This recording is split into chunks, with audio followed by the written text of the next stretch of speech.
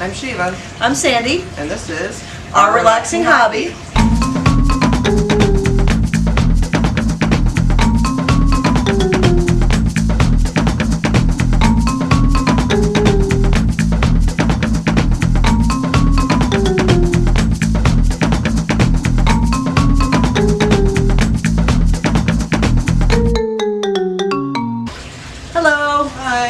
Today's episode is talking about roommates. Oh God, this is, yeah. Oh, by the way, I'm a roommate now. Yeah. It's interesting. Me and Roxy and I, we have moved in, and it's been an adjustment for everybody except me. I'm fine with it. But no, we're working on it. But anyway, roommates for fish is really what we're talking about. Not us necessarily. That's a whole nother episode. Yeah, that'll be an outtake reel. We'll talk about the hot tub episode later. But anyway, right now everybody's got the wrong idea. Yeah, they do. I think I fell asleep. But anyway. That sounds terrible. Yeah, it was afterwards. No. Should we mention Gareth was in there with us? Yeah, Gareth was in there too. Yeah. That makes it even better. Yeah, our next episode will be taking place in the hot tub. Oh, that would be awesome. It's water. That'd be awesome. We can't put any fish in there though. Yeah, but it's water. It's water related. So we could get our If you gear. think this counts, leave a comment. Right? If you think that counts as a fish bite, or a fish episode, we can do a whole episode in the hot tub. We will be happy to do that if you let us know. Yeah. But anyway, so today we're going to be talking about roommates for fish. There are so many parameters, so many things. So many things to worry about. So first we want to kind of discuss water parameters. Water parameters. Okay. Right. You have to. Whenever you're deciding what you're going to put in your tank, do a little research because the first thing you got to really consider is what kind of fish can go in what kind of water. Right. Some fish don't do well in hard water. We have really hard water here. We have well water. Yeah. Some fish do not do well in temperatures below a certain degree, while others need higher. It is a thing. It is a thing, and you really need to pay attention. I mean, heaters can do so much. Yeah. For the more tropical fish. Yeah, but if you have a fish that requires like 80-degree water, and you have like let's say a goldfish, like a phantom goldfish in there. The phantom goldfish is a cold water fish. Right. They're going to want colder water, and your tropical is going to want the hotter water. Right. And so they really shouldn't be in the same tank. Yeah. That's and as you see, Shiva has multiple tanks. I mean, most of her fish are pretty compatible. Yeah, but you don't see me put I don't keep the really high temperature tropicals because I generally mix, but I mix within the water parameters. Within the parameters of what we have, yeah. Right. Right. I mean, and it's a big thing. I mean, I know it's a silly thing to say, but saltwater fish cannot live in fresh water. And vice versa. And vice versa. People think, it's a tropical fish, it'll be okay in a saltwater tank. No, it won't. No, it really won't. Or in a saltwater, it's like a tropical fish, so it'll be okay in a freshwater tank. No, you just spent $60 on a fish that's going to die within a day. It's just common sense things, but do your research on the type of fish you like, what kind of water that they need. There are, sometimes hard water doesn't work for certain fish. I mean, I know that I just started with some mollies, which I didn't find out till later don't do as well in hard water, which I'm curious to see if these last. Yeah, they might not. The water's not so hard. I mean, I don't know yet. It's kind of hard. I kind of feel bad. I didn't research enough of mollies. I'd never owned them. I just thought they were. I was like, let me try something different, and I didn't do my research. Shame on me. Yeah. So I'm kind of concerned about them. I've actually contemplated getting them out of the tank and well, we still got 10 gallons around. Yeah. So, but yeah, it's a very important thing. You don't want then it's fish dying. That makes you sad. Yeah, it really does. It really does. It's really disheartening to watch because I've lost whole tanks. Mm-hmm. And it was due to water. It was due to just literally, but anyway, we were talking about that. Yeah. We were talking about buddies. But it is important because if you have fish that do well in your water, and then you put something in that isn't going to do well in that water, it's just hard. Right. So that's our first little fight is research what type of water you need, what type of fish do well in the water you have. Let's talk a little bit about research, and I want to mention. When you go to a pet store, you're going to be like overwhelmed, just like kid in a candy store. Right. Now, if you're going to a big box store like a Petco or a pet supermarket or any of these big chain stores or whatnot, be careful. Be very careful about asking them, is this fish compatible? Blah blah blah. Right. Will this fish get along with this fish? Because they're going to tell you 9 times out of 10. 9 times out of 10. Absolutely. They're going to tell you that all fish get along just fine because they want to make that sale. Right. And not true. Yeah. Not even a little true. Not even a little true. I have seen people there. These are also the same people who will sell a common pleco to somebody with a 20-gallon tank. Yeah, a 10-gallon tank. Yeah, They 10-gallon sold tank. me a common pleco with it. I had a 10-gallon tank originally. If they bothered asking what kind of tank you have at all. Well, yeah, and some of them honestly, I mean, some know, but some of them don't even realize. They don't honestly know that the plecos get that big. I mean, I remember going into one of them, either one of the stores, and I had mentioned, you know, that we were looking at the goldfish and how much bigger your goldfish had gotten, and they were very surprised that the goldfish got so big because look how little they are. Yeah. So there are some that just don't know. That's just their job, and there's nothing wrong with that. I'm just saying, just be careful. Yeah, you will occasionally run into a big box employee who knows these things and they'll tell the truth, but most of the time they're hiring people, they give them a quick, you know, here's a quick rundown on this fish, and they're going to be more interested in making the sale. Right. Where you want to talk to, if you want to talk to people face to face and you don't have friends or whatever, you have us. Yeah, you have us, but you can also go to by all means, your comment. We'll find out. Yeah, but your mom and pop stores tend to be cultivating relationships with their customers. Right. They want repeat business. We have one in particular that we love going to. Yeah. They will tell us. In fact, we did that yesterday. Yeah, yesterday we went and we were looking for a compatible fish for the ropefish. Right, we need a compatible fish. And for the he was, ropefish, you know, and he's like, you don't want this, you don't want this. So yeah, he actually helped out a lot. Right, and so we settled on the Serape tetras. Serape tetras. But we have a you nice know, little pretty much any of the tetras are good with the ropefish, is what he said. Right. The tetras, you know. But I am also planning on starting a beta tank, and I wanted something to go with the beta. And those types of tetras are not good with betas. They'll nip their fins. Right, so, and they also, you know, you have to be very careful with betas because she had a beta that got along just fine with her rasboras and her other. Yeah. My beta was a monster. He tried to kill everything in the tank. It didn't matter if it had fins, no fins. He tried to kill the pleco. He tried to kill the catfish. He hated everything. Yeah. So honestly, I mean, and so betas, you got to it's kind of a hit or miss with them, whether they're going to be super aggressive. Any fish, which but there brings are, you know, us to the next thing, which is how temperamental your fish are. Right. You've got some fish that are going to be more territorial, and aggressive towards other fish, and you have others that are just like the little hippies of the fish world that'll get along with anything. Right. And sometimes it's surprising, like my rope fish, who look all big, scary sea monsterish. And they look like eels. little snakes. As long as any fish that they can't eat anything that can't anything they fit in their can't mouth, eat. Yep, they play with. They'll play with. Yeah, They'll hang out with. I think we have video of them playing. Not today, but I mean, I think we have video of them playing. With and a sugar kind of whatnot. They love it. They have a good time. My big, scary looking rope fish, as long as the fish is too big to get in their mouths, they'll get along with anything. Right. Meanwhile, she had a beta, little teeny beta, that tried to kill everything that she put in her tank. So and then I mean, I had a Cory once that wanted to. I mean, I had several Cory, but there was one in particular that wanted to kill every other fish in the tank, including the other Cory. Yeah. So I mean, it just depends. There's sometimes you have some that you just can't. You know. Yeah. They're just jerk. But anyway, that's not. I mean, regardless, it's roommates. You got to kind of make sure that the type of fish are compatible. I mean, because I have guppies, I have the mollies, which surprisingly get along really well. And I also have some other tetras that I have the white tetras and the black tetras, and they get along great with my guppies and my. Everybody in my tank right now is compatible, but we were talking about your mom's tank. Yeah.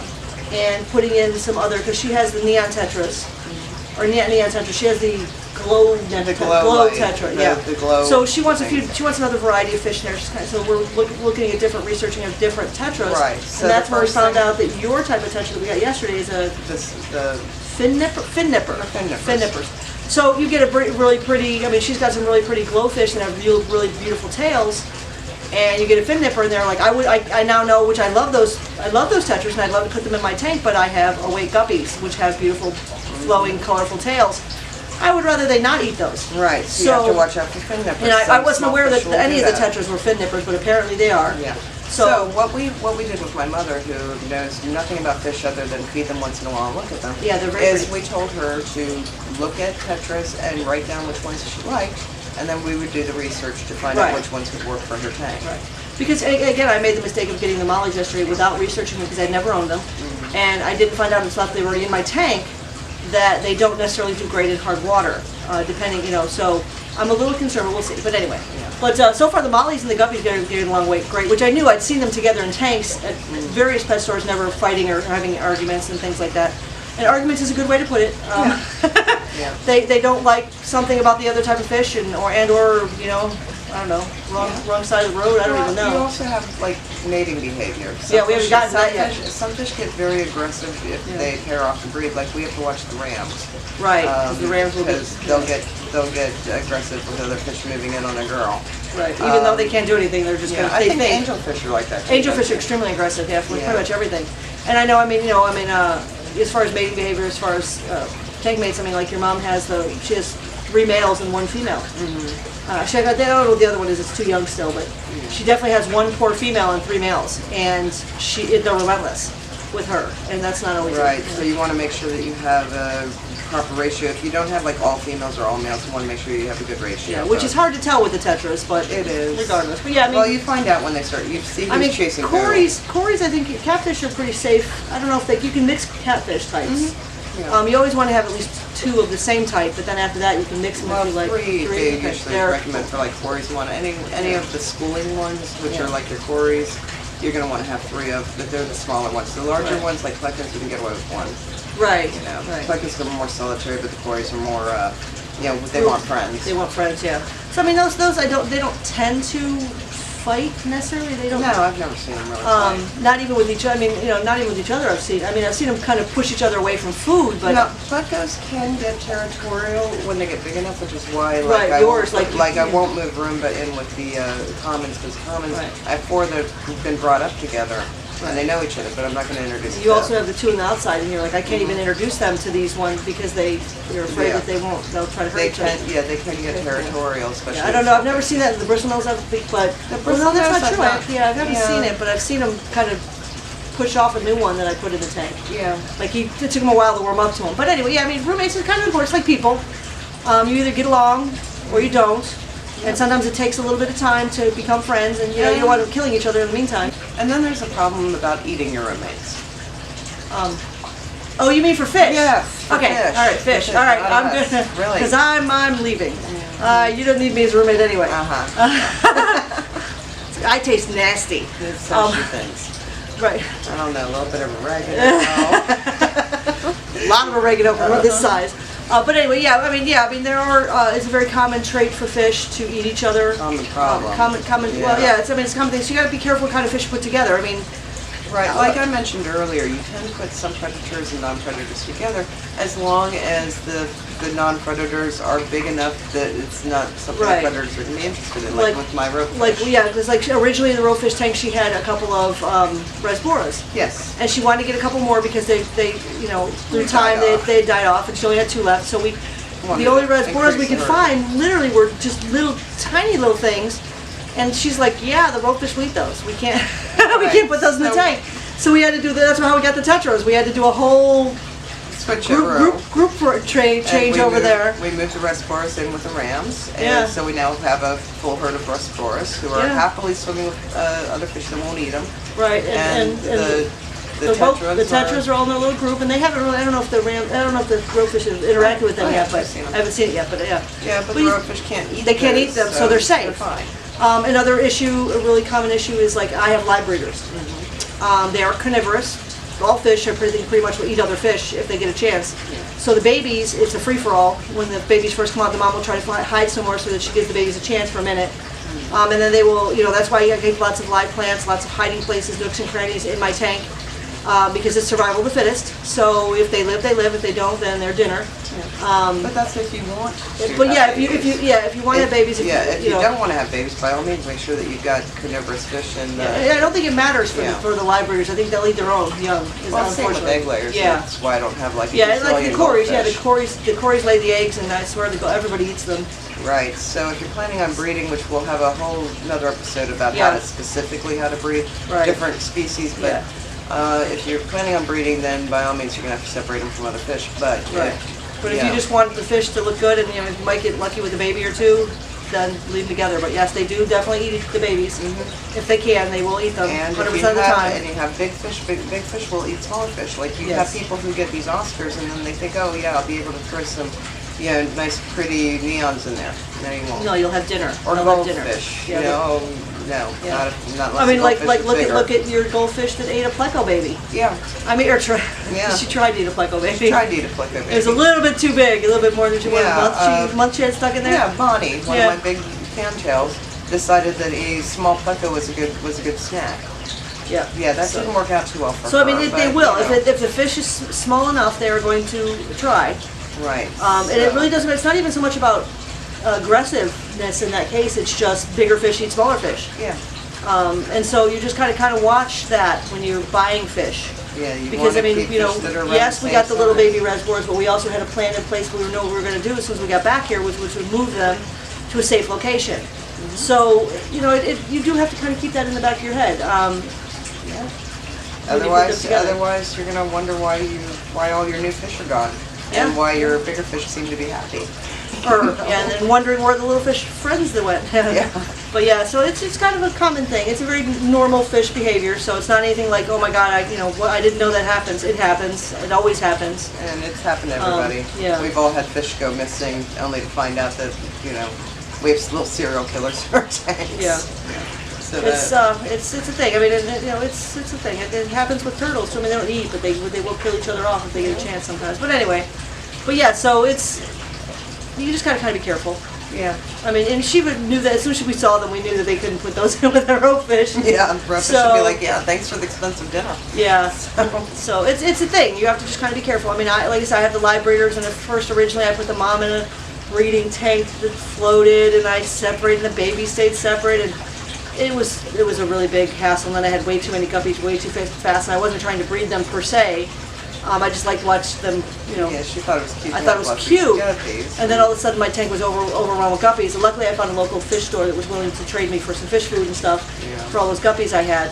But I wasn't even trying to breed them. It was cute. But then I learned, hey, survival of the fittest, you actually get the healthier ones, because the slower, weaker, ones that they don't last because the other fish will eat them. So it's actually not a bad thing. Yeah, but it is when you're buying fish specifically. It is when for you're your buying, yeah, community. right. Like, yeah, if you buy a, an angelfish or a Oscar, which people for some reason love Oscars, and they don't take it in mind. Oscars will eat every Anything. fish that they can, and they will eat fish as big as them. If they'll kill them first, they'll eat them, but they'll eat them. We'll try.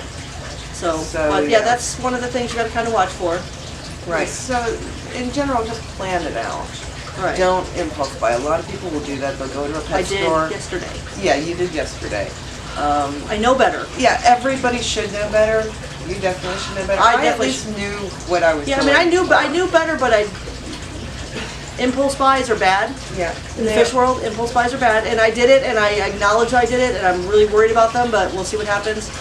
Impulse buy, sometimes you get lucky, but most of the time you won't. Like, I'll impulse buy if we go and we see, like, the day we got the 3 rope fish. Right. But then again, I already had a rope fish tank set up. Right, so you already had tanks. I mean, and like I You said, know. it's my own. I just didn't research them enough. I knew that they were in the same tank as the guppies at the store, so I thought, oh, they'll get along fine.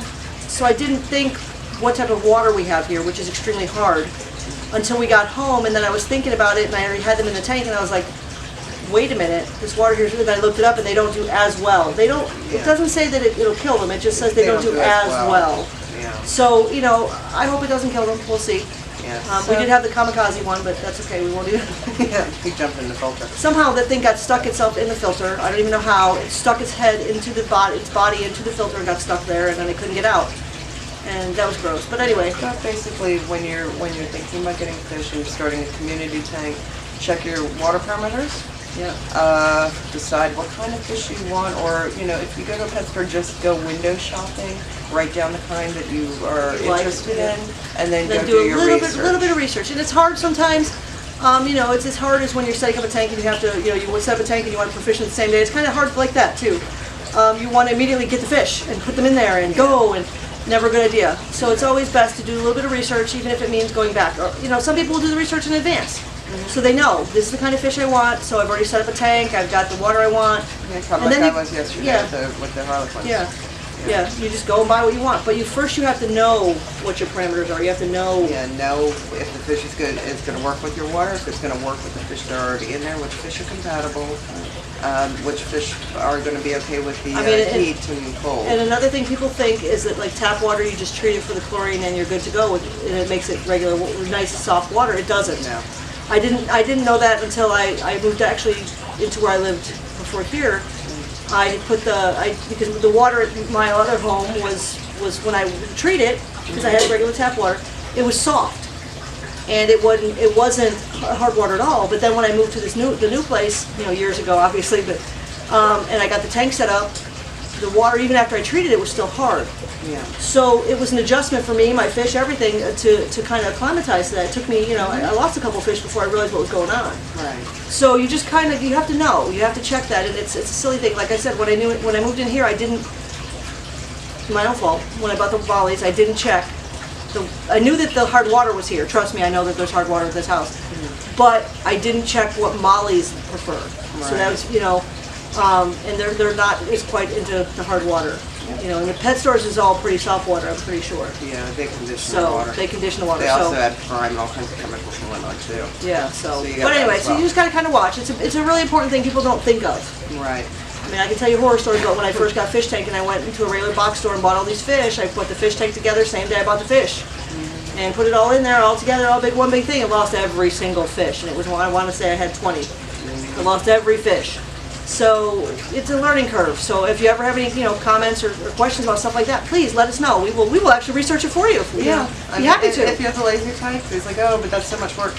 Leave a comment, tell us which fish that you're thinking about. We'll do the work for you. Yeah, we will tell you what you need to do.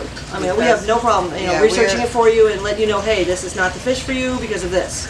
Yeah. Or this, that kind of thing. We're happy to do that for you. Yeah, because we actually care about fish. We want because you think watch this to be good fish keepers. I'm still feeling guilty about the mollies in case you didn't know. Yeah, I know, and I'm going to be giving you so much shit if they die. But basically, we want people to, our goal here is to help people become successful fish keepers. Yeah. And the only way to do that, ask questions. How as we do. I had to ask with the tetras I just put in the ropefish tank, make sure that they were going to be compatible with that tank. Yeah. I'd never seen that type before. I went to a trusted resource. Right. Go to a trusted resource. It's very important. Obviously, apparently, Sandy can't trust herself right now. Yeah. Apparently, Sandy forgot to bring Shiva with her. Yeah. Sandy wasn't thinking it through. I just didn't think it through. I really honestly didn't. I saw them together and thought, oh, they're friendly. Again, I didn't go far enough in my head to the type of water. So, because I'm so used to the water I had that sometimes I mess up. But anyway, yes, you just got to kind of be careful. So, it is a thing. But we'll show you some community tanks and show you some of the fish combinations that we have. Okay, yep, and again, please comment below. Ask any questions you'd like. We'd love for you to like and subscribe to our page. Yep. If you're not already. And if you want friends to do it, that would be great too. Yeah, tell all your friends about it. Yeah. Also, we are starting up we're in our second year now, and we're going to be expanding our show to not just us sitting on a couch telling you what to do. So, or what mistakes we've made. Right. So we'd like to expand our show some more, and in order to do that, we are doing some fundraising. We now have a Patreon page. You'll be able to see the link to it below. Click onto it. We've got all kinds of cool perks for our subscribers on our Patreon, our patrons.